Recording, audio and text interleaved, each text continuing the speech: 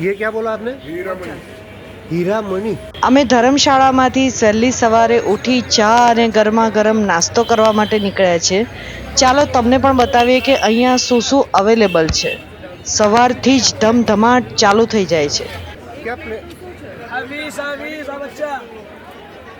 अच्छा, पौवाना 20 रुपया,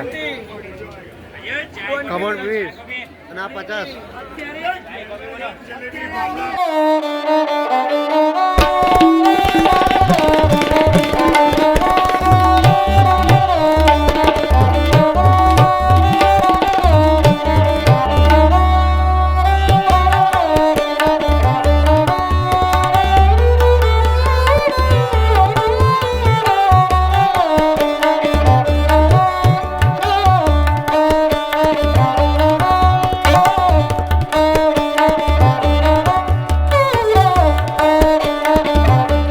જો અહીંયા શ્રીનાથજીમાં અમે સવારે નીકળ્યા છીએ તો શ્રીજી ડેરી છે ચંદુભાઈની, જે પણ બહુ વખણાય છે. ખૂબ સરસ સ્વીટ અહીંયા મળે છે. ગરમ ગરમ ગુલાબજાંબુ તો આહા થાળ ભર્યો તો અને સવારમાં જ મન થઈ ગયું ખાવાનું.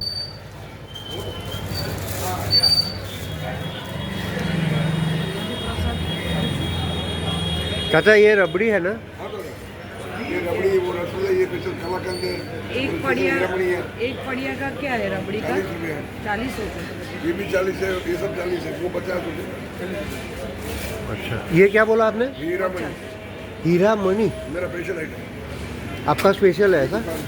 ये दुकान का आइटम। अच्छा,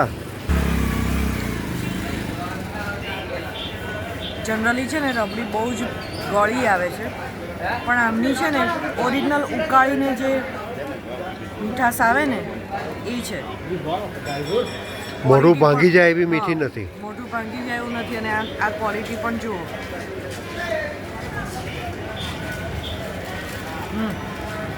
જો આ શ્રીજી ડેરીમાંથી અમે હીરામણી કરીને એક આઈટમ લીધી છે. અંકલનું કહેવું એમ છે કે આ એમની સ્પેશિયાલિટી છે, તો આવો ટ્રાય કરીએ.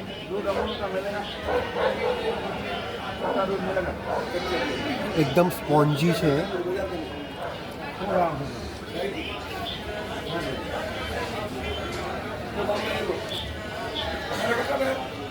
વાવ, ડિફરન્ટ ટેસ્ટ છે. બિલકુલ સ્વીટ નથી અને સ્પોન્જી છે. મોઢામાં મૂકો એની સાથે જ મેલ્ટ થઈ જાય એવી છે. સરસ આઈટમ છે. જુઓ, આ શ્રીજી ડેરીની સામે જ છે પુરુષોત્તમભાઈ દૂધ જલેબીવાળા. એમાં તમે ભીડ જુઓ. સવારમાં અત્યારે 7:30 વાગ્યા છે, પણ કેટલા બધા લોકો દૂધ જલેબી ખાવા માટે અહીંયા ભેગા થયા છે.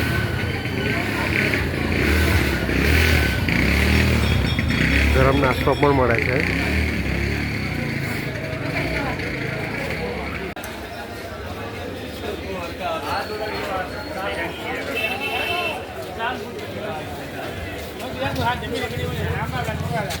ગરમા ગરમ દૂધ, વાહ કેસરિયા ભાલો. નાથદ્વારામાં શ્રીનાથજી મંદિર પાસે ગલીમાં જલારામ કાઠિયાવાડી ધાબા છે. ત્યાં અમે સવારનો નાસ્તો કર્યો. નાસ્તામાં પૌવા છે, ખમણ છે, ફાફડા છે. પણ એમાં ત્રણેયમાં અમને ફાફડા બહુ જ સારા લાગ્યા. એકદમ ક્રિસ્પી અને ગરમ ગરમ ઓર્ડર પ્રમાણે જેમ ઓર્ડર આવે એવી રીતે એ લોકો ઉતારીને આપતા હતા. તો ફાફડા ખાવાની બહુ જ મજા આવી. અને તમે અહીંયા બેસીને પણ ખાઈ શકો એમ છો. બેસવાની પણ સારી વ્યવસ્થા છે. ત્યારે બીજી બધી દુકાનો શું છે, મોટાભાગની સાંકડી છે અને બેસવાની જગ્યા ઓછી છે. જો ગરમ ગરમ ઉતારી રહ્યા છે.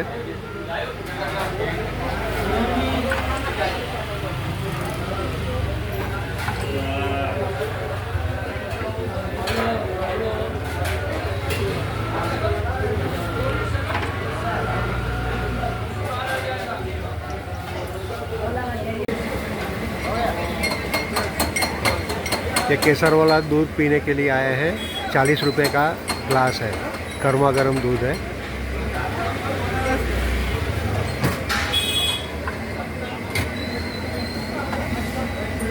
देखो ये केसर डाला है उन्होंने ग्लास में।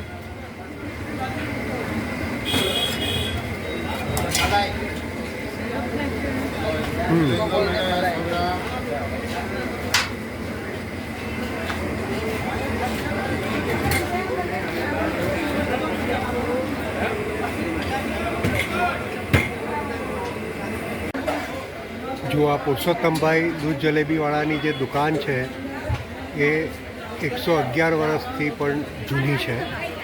નાસ્તા માટે સવારમાં લોકો અહીંયા આગળ લાઈન લગાવે છે।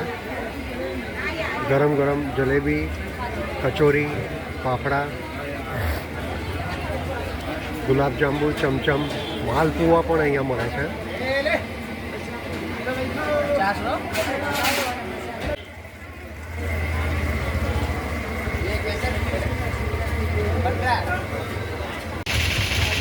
શ્રીનાથજીથી 21 કિલોમીટર દૂર અમે અહીંયા કાંકરોલી આવ્યા છીએ। દ્વારકાધીશનું મંદિર છે અને મંદિરના ગેટની બહાર જ આ પાર્કિંગ એરિયા છે।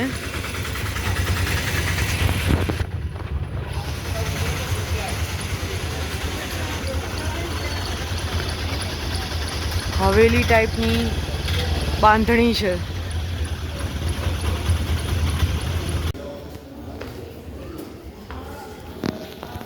મંદિર ખુલવાને વાર છે એટલે અહીંયા પાછળ રાયસમન ઝીલ છે, રાય સાગર ઝીલ છે, તે જોવા જઈ રહ્યા છે। થોડો સમય પસાર કરીએ છીએ।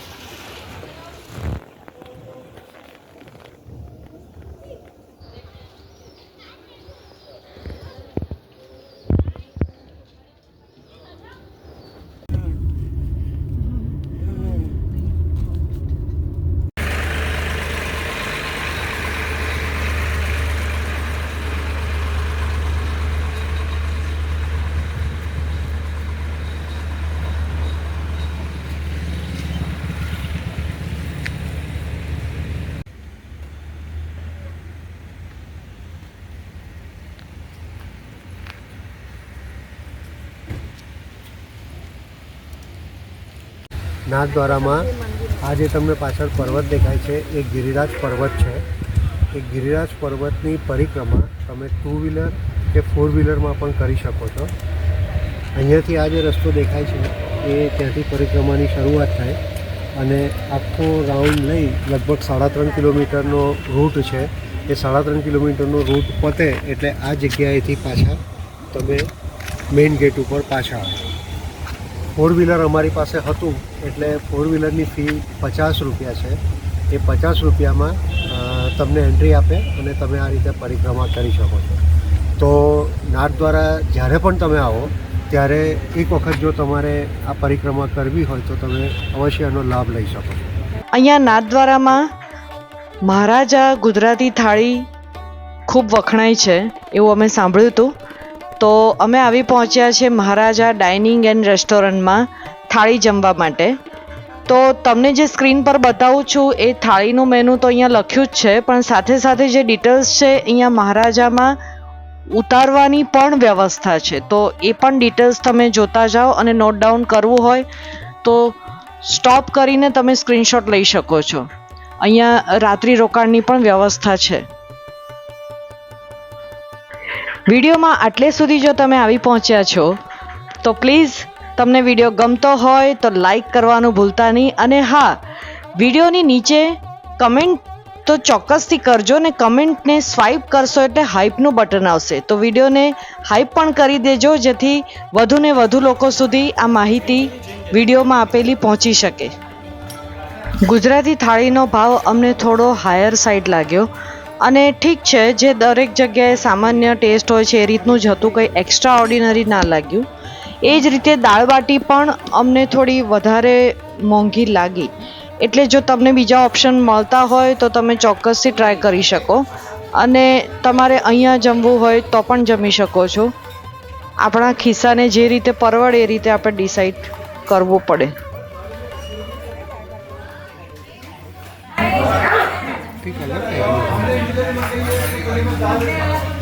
મોટી દાળબાટી છે ને 4 કટકા કર્યા છે. દાળ છે, ઘી છે, છાશ છે. શ્રીનાથજીની આપણી ટૂર અહીંયા જ પૂરી થાય છે.